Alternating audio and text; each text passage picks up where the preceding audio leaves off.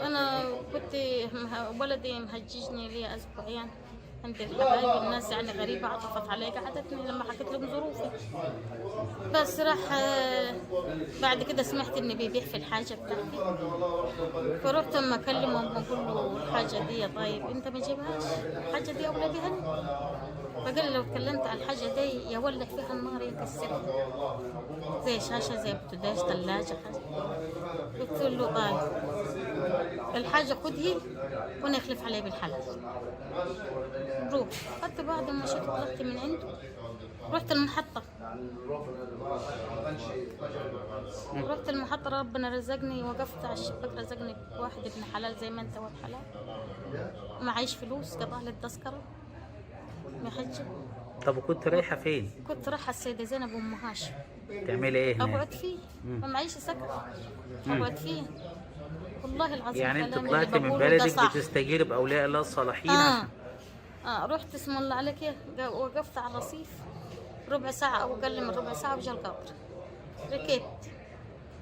ركبنا ماشي بين القطر، جينا في المحطة دي راح القطر وقف، سكسك هبابة لورا وبعد كده رجعت أنا هبابة لقدام، راح واقف.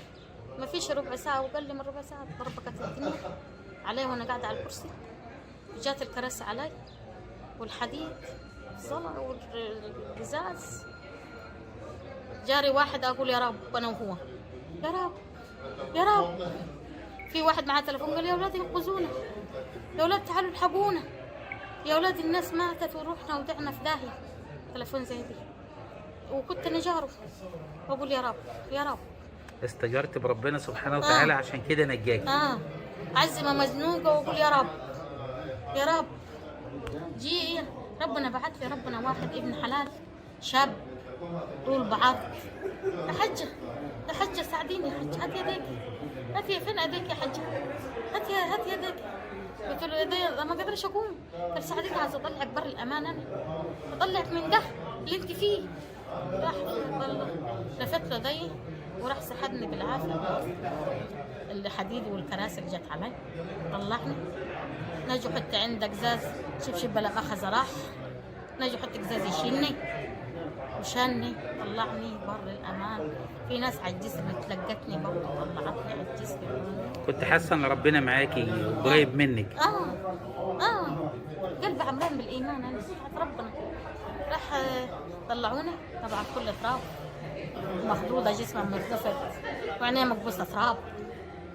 في جماعه جرى الحادث هناك بيت خدوني، زعلت عليهم، واللي زقني ميه واللي لبس شطفني واللي عملني وفوقوني. وبعد كده حاجه جات الاسعاف جابتنا على هنا. ادي والله العظيم اللي حصل معايا بما يرضي الله. طب انت ناويه تعملي ايه بعد ما تخرجي من هنا؟ ترجعي البلد تاني ولا تعملي ايه؟ لا ما ناويش ارجع البلد تاني. حتى لو جولك ولادك او ابنك جالك؟ لا مش هترجعي له تاني؟ لا ما ارجعش تاني. طب مش سامحيه وممكن الامور؟ لا لا لا لا لا لا لا لا. اسلوبه هتبقى زي معاه من زمان، اسلوبه دي وزادت اليومين دول معايا بلقطه. ما اقدرش ارجع له، ما اقدرش. يعني هتكملي رحلتك للسيدة وأم هاشم وهتقعدي هناك؟ لا لا لا لا. ولا هتعملي ايه؟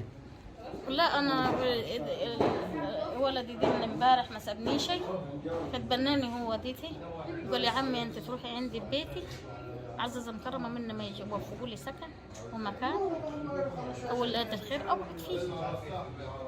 بس ده يعني لو ضفني مش هياخدني دي. تتمني بايه؟ تتمني ايه؟ اتمنى كل حاجه زينه والستر والصحه، واتمنى سكن يداريني ومعيشه اتعايش.